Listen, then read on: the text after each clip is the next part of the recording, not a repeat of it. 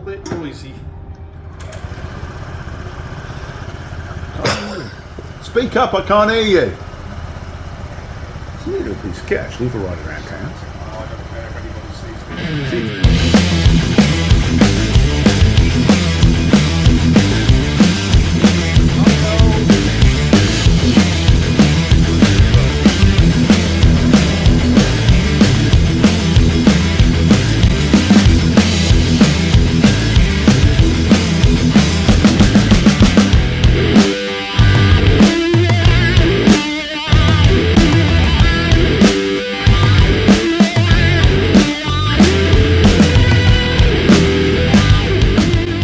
Hello and welcome back to the channel. Hope you've all had a great Christmas and a happy new year. The weather at the moment in the UK is pretty cold. We've got sub-zero temperatures. So today I thought, well, what we do is I'm going to do a little bit of filming. I thought, well, we'll hunker down in the garage and we'll have a chat about this old girl. Now I put a shorty up about 4 weeks ago on this bike on the channel, and it's got some history, and it's the bike basically that brought me out of a very dark place. It saved my soul really. So we'll be having a chat about that. We'll be having a chat about the bike. I've recently dragged it out of a very dark place, my garage. It's been sat in there for about 3 years. It was an absolute shame. So I've recommissioned it. The only thing that was really bad on it were the front fork legs. The front fork bottoms, lowers, were really corroded up. Happens a lot on motorcycles. So that gave me an idea. I thought, well, I'll do a vlog on it. And I'll do a vlog on the process of cleaning them down and bringing them back up to standard condition, you know, stock condition, or nice and shiny, basically. So I'll show you that. I'll have a chat about the bike. Stick with me. I know some of you old boys, it'd be like teaching you how to suck eggs, showing you this, you know, doing the forks. But nevertheless, we'll have a go at it. So here she is, Harley Davidson Road King. She's a 1998, so she's one of the last of the Evolution engines. And she's 27 years old, and I've only ever thrown buckets of water over this. I've not polished it, or, you know, I've not pampered it. It's been a bit of a, you know, it's been a tool for me. You know, I've ridden it. It's done a lot of miles, and but if you look at the paint, it is absolutely gorgeous. Now, this is a quality motorcycle. I mean, people knock Harleys. And like I say, that 2007 that I've got, that dyno, it's nowhere near the quality of this. But this was the last of the Evolutions, and they were at their prime. You know, they were Harley had nailed it with these, and you can see, like I say, with the quality of the chrome, it's starting to go a little bit. But this thing has been stuck in a dampish garage for more than a few years. And it's a shame. So I've dragged it out. You can see the chrome, you know. Look at that. I think it's lovely. So anyway, the issue with this was the front forks. The front forks had all corroded up and pickled up, and we've all had that onto our bikes, haven't we? So I thought what I'd do is a quick film on how to clean all that rubbish off and polish your forks up. So here we go. Look. Here's your forks, all pickled up. I have put some paint stripper on this, actually, a little bit of paint stripper, which is the first process. And you basically put the paint stripper on the lacquer. This is all I could get. Nitromors. It is the stronger. It's the yellow Nitromor, it's not the green, but it hasn't really done an awful lot.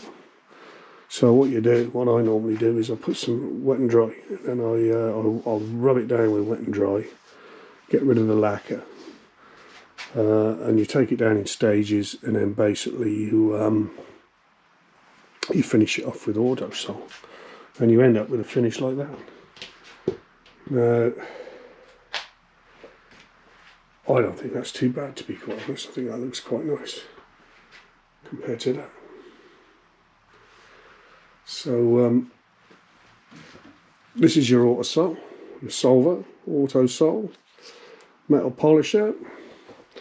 It takes a while. It takes a bit of time to do. You could strip all these forks down and go and get them done professionally, I suppose, but it costs you money, and you know, you'd have to take the forks apart, take the forks out. So I've done this with the forks on the bike. Right, that's a 120. It's quite a rough grain on this one, but we'll just start rubbing away on the fork leg, getting this old crappy lacquer off. Yeah, so this old bike, it saved me. I went back a fair few years now. I had involved in a bad RTA. I was a passenger in a truck, and the truck crashed, and I broke my back. That almost killed me. Anyway, I broke my back, and the bones, the shards of bone, I burst, fractured my vertebrae, so it just splintered, and the splinters were slowly going into my spinal column. So it was a countdown time, really, for them to operate on me. Well, they couldn't operate on me because I'd messed all my stomach up, and I partially collapsed my lung, or collapsed my lung. So there was two surgeons, and one surgeon wouldn't let them operate on my back apparently until my stomach and whatever was going on was stabilised. So there's all these bits of bone gradually working their way into my spine. So it was discharged eventually, and I was in hospital for a while, discharged, and said, "Oh, and once you go home," this is, and I expect there's a fair few of you out there that, well, hopefully you haven't been through any horrible, traumatic sort of accidents or anything like that, but once you get home, you're discharged. That's when your brain starts kicking in, and you're thinking, am I ever going to get better? Will I ever walk again? I mean, I was walking 2 inches at a time on a Zimmer frame. I knew that my spine was stabilised because it was full of metal. But would I walk again, properly? And you just plug away at it. I mean, I was sat there for months in the corner of a room on a chair with a body brace on as well, an external body brace. It wasn't very nice. And that's when your mind starts playing tricks on you. You get depressed. And I was drinking a few bottles of wine. So I didn't know what was going to become of me, what was going to happen. And then one day I gradually plugged it away so I could walk. I was on my sort of crutches, and I was still all braced up. And I went down to the garage, and I opened the old garage doors up, and there was this beautiful thing sat there, covered in dust because it hadn't been ridden for a long time, where I'd been poorly. And again, I had my boy with me. I can't remember which one it was. And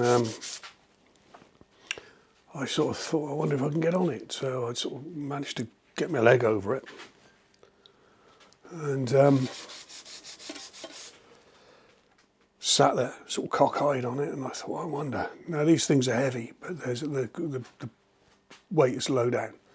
So similar to a Beamer, I guess. It's a low centre of gravity. So I managed to hook it up. My boy helped me pull it up, and I hooked it up central, and I could balance it on my feet.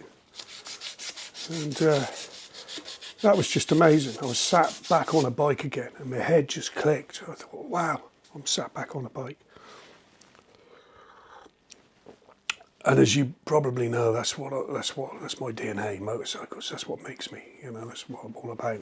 One channel in it. One thought train. Motorcycles. And no other hobbies really. Just motorbikes. So I was sat on there, and I thought, this is great. Anyway, stage 2.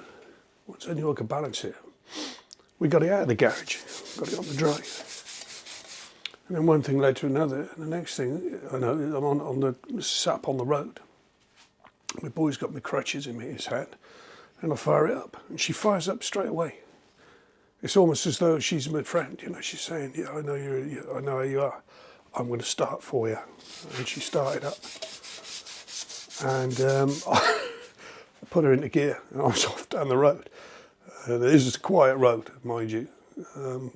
Cul-de-sac, so I go down this road, quiet road, and I'm going along, and I was just buzzing. I thought, man, there's light at the end of the tunnel for me. And then at that point, I realised, how the hell am I going to turn it around at the bottom of the road? Anyway, I managed to turn around without putting my feet down. I just sort of like poppled round, did a bit of trail braking, a bit of back brake. And she just lovely balanced motorcycle, and I pulled back up outside the house where my boy was stood there, looking a bit bemused and annoyed. "What are you doing, Dad? What are you doing?" That was it. That was the day I knew that I was going to be all right. Stopped the drinking. Just focused on getting better, and that's what you got to do. Anybody with some sort of affliction, you can't give up. You got to carry on, and try and get yourself better, and you will get yourself better. Anyway, so yeah. So one thing led to another. It wasn't long. Well, I say long. I was back riding the motorcycles, and you'll always suffer when you've had an injury like that, traumatic injury like that with your back. You'll always suffer from it, but you just deal with it, and you work around it, and which is what I've done. So yeah, so these forks ain't looking too bad at the moment. The lacquer's there's still a bit of lacquer at the top there I've got to get off. But you can see how it's coming together. There's a bit more there, look, it's going to come off. And then that's with the 120. I'll take it down to a finer grip, and then I'll polish it with the other sole. Right, well, I'm just giving it another once over with the wet and dry. You could go down another to a finer grade. I don't think I'm bothered. I'm going to try with the Solvo now. And like I say, this is going to be lacquered, so that's the one I did earlier. It's got Blue Peter in it. Oops. It's come up okay. So this is ready now for the Autosol, which is this stuff, aluminium polish. So you have one polishing rag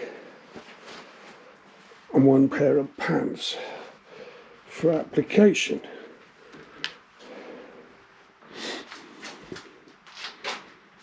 And then screw a bit of this, screw a bit out of the tube onto the rag. Oops. And we'll see what happens. So we'll get like a black, once it starts biting in, you'll get a black sort of residue. And when you go to professional polishers, metal polishing places, that stuff's flicking all over the place, and the guys are covered in it. You can feel that it's biting in and going, it feels smooth. Like I say, a lot of you guys, you know, you won't really need to be told how to do this, but there's probably some people that, a few people that wouldn't have thought, you know, of giving their front forks a revamp, cosmetically wise anyway. And like I say, it's quite common with forks, front forks, for the lacquer to lift a bit and the aluminium oxidise on most bikes, on Jack bikes, Royal Enfields. There you go, look, see I'm giving it a polish now, and you can see it's starting to, it's taking those little scratches out as well. Right then, so I've put some solvent on these fork legs, wipe them down to get any contaminants off of them, any grease or oil. And what I'm going to do now is mask the tops up and put some lacquer on it. I'm just going to run a bit of masking tape around there, like that. Don't want to get any overspray on these stainless fork shrouds. So that's that one.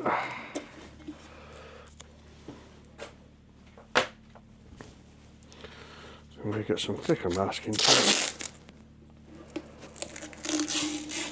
Just fire it round like that. That should do it.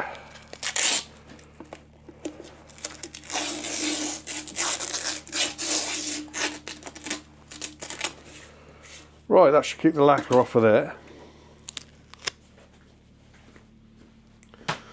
And what I've gone and got myself is this stuff. It's a quick dry clear lacquer, and it's made by Plasticoat, and it's a satin finish. Now whether there is any, it's called Plasticoat, they do all sorts of paints, real good mate apparently, but whether there is any plastic element into this, in this lacquer, I don't know, but it does say it's really hard wearing. So it's got had a lot of good reviews from people. So that is what I'm going to use. So we put a bit of sheeting up on there and we'll give it a go. I have got the heater on in the garage as well, get it up to a decent temperature.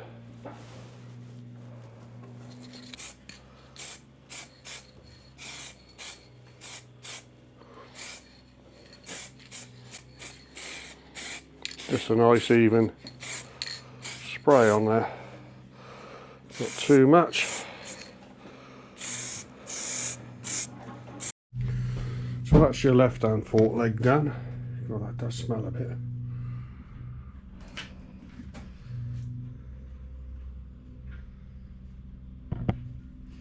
Like I say, this is the satin finish, so this should give it the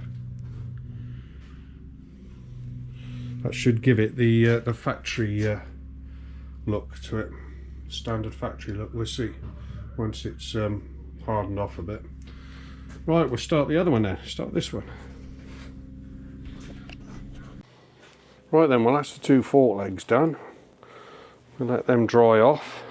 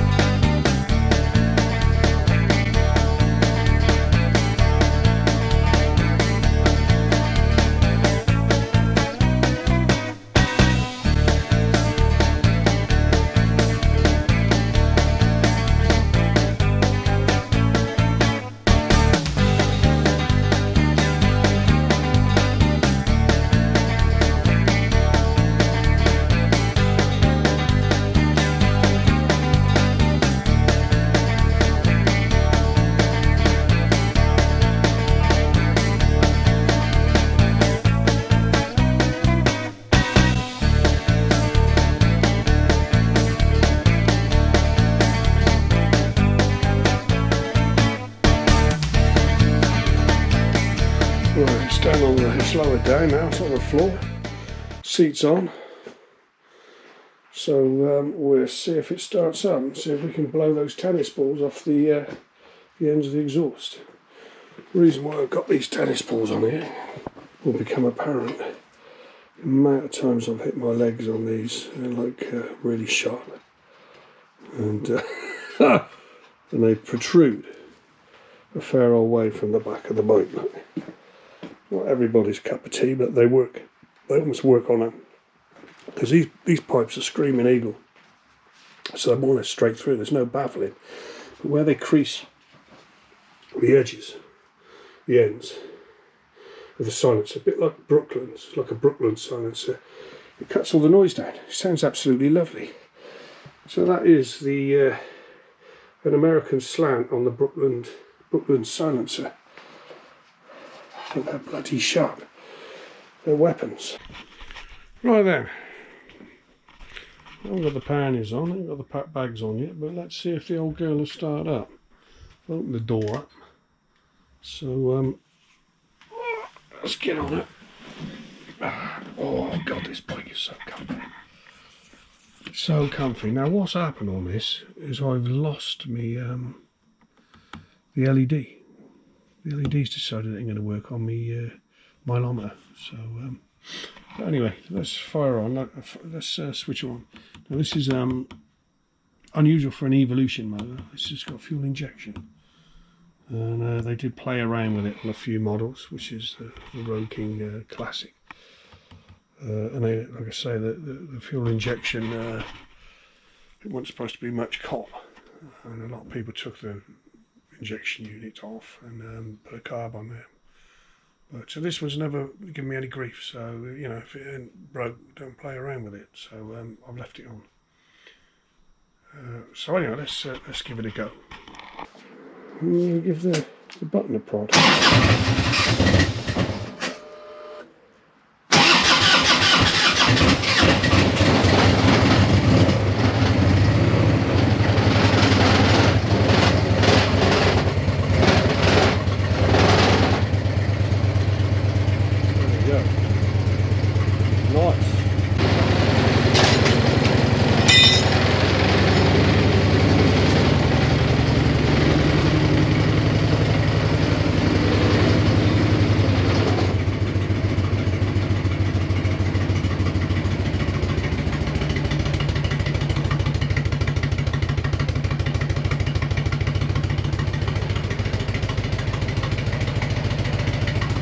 That sounds nice.